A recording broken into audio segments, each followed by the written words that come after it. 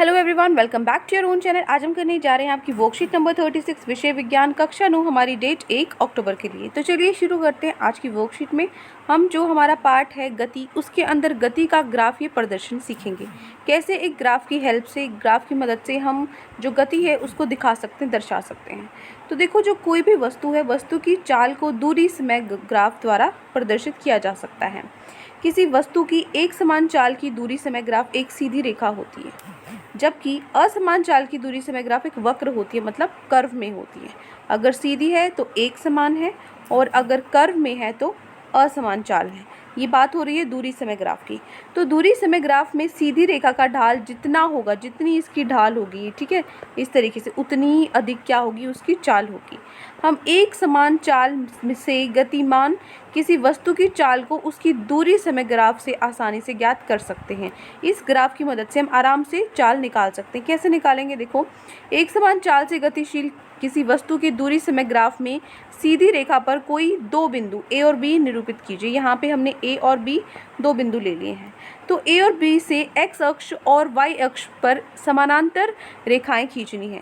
तो यहाँ पर भी एक्स पर भी और वाई पर भी हमने समानांतर रेखाएं खींच दी हैं। ये दोनों बिंदु सी पर मिलकर त्रिभुज ए बी सी बनाते हैं। यहाँ पे ये दोनों कहाँ मिलते हैं? सी पॉइंट पे मिलते हैं। सी पर ये त्रिभुज बनाते हैं। तो जो ये ए बी सी त्रिभुज है, इसके अंदर जो ए सी है, ये एक्स अक्ष पर समय दर्शाता है t2 - t1, इतना है ये, ठीक है। और जो बी सी है, ये है, ठीक है, ये वाई अक्ष पर दूरी s2 - s1, ये दूरी दर्शाता है, ठीक है। तो हम इस जो वस्तु बिंदु ए से बी तक जाने में कितना समय लगती है? इतना, और दूरी कितनी है? इतनी। तो इसकी चाल क्या होगी? चाल क्या होती है? दूरी बटे में समय। दूरी कितनी है? s2 - s1, और समय कितना है? t2 - t1, इतना है।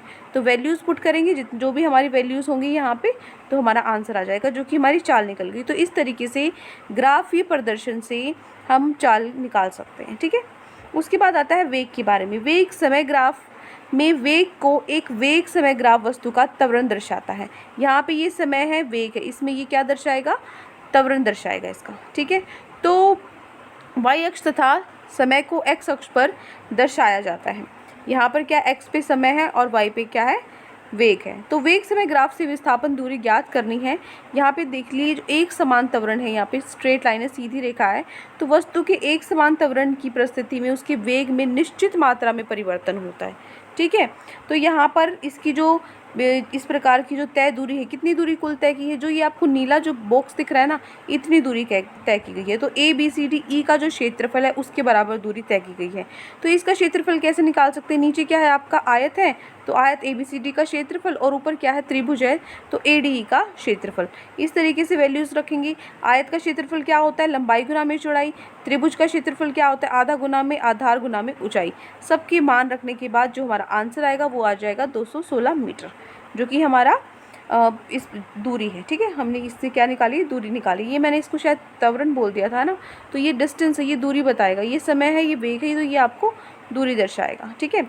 अब हम चलते हैं वस्तु के त्वरण की विभिन्न अवस्थाएं। तो यहाँ से आपके पास ये 4 अवस्थाएं दी हुई हैं, ग्राफ की हिसाब से आपको दिखाया हुआ है।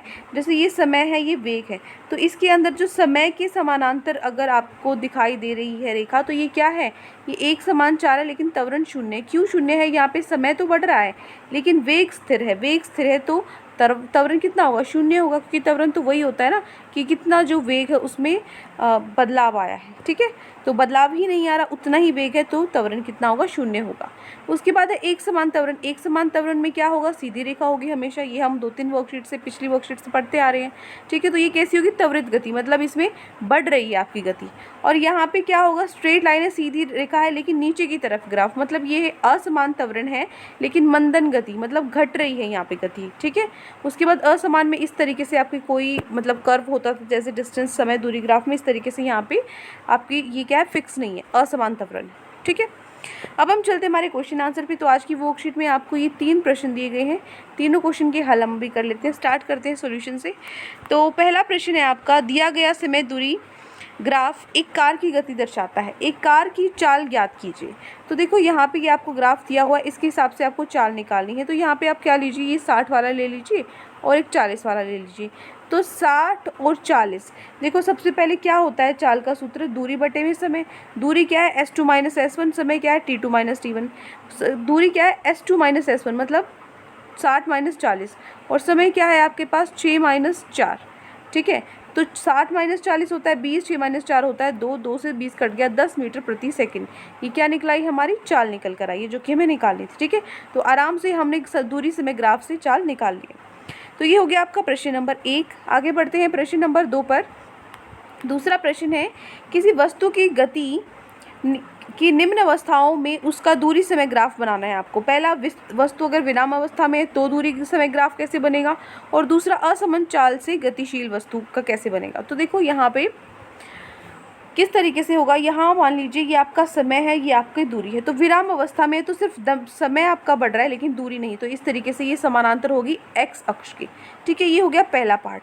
यहाँ पे दूरी समय ग्राफ दिया हुआ है, वेग नहीं दिया हुआ, तो दूरी समय ग्राफ के हिसाब से समय आपका ये है, दूरी ये है। आपका जो गति है बढ़ रही है लेकिन असमान चाल है, तो क्या होगा, कर्व होगा, वक्र होगा यहाँ पे आपका ग्राफ के अंदर रेखा। ठीक है, वक्र रेखा होगी। तो ये हो गया प्रश्न नंबर 2। आगे है लास्ट क्वेश्चन हमारा प्रश्न नंबर 3। तीसरा प्रश्न है, यदि किसी वस्तु का वेग समय ग्राफ एक्स अक्ष के समानांतर एक सीधी रेखा हो तो उसका त्वरण क्या होगा।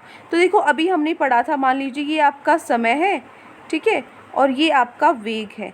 तो यहाँ पे इसने क्या बोला, एक्स अक्ष के समानांतर सीधी रेखा। एक्स अक्ष के समानांतर है मतलब समय बढ़ रहा है लेकिन वेग नहीं बढ़ रहा। तो इसीलिए यदि किसी वस्तु का वेग समय ग्राफ एक्स अक्ष के समानांतर एक सीधी रेखा है तो उसका स्थिर वेग होगा, इसलिए त्वरण क्या होगा, शून्य होगा। स्थिर वेग है आपका, वेग चेंज नहीं हो रहा, नहीं बदल रहा, तो त्वरण क्या होगा, शून्य हो जाएगा। ठीक है, यही इसमें लिखना था। तो ये हो गया आपका आखिरी प्रश्न, प्रश्न नंबर 3। तो ये 3 क्वेश्चन आज आपकी वर्कशीट में आए थे।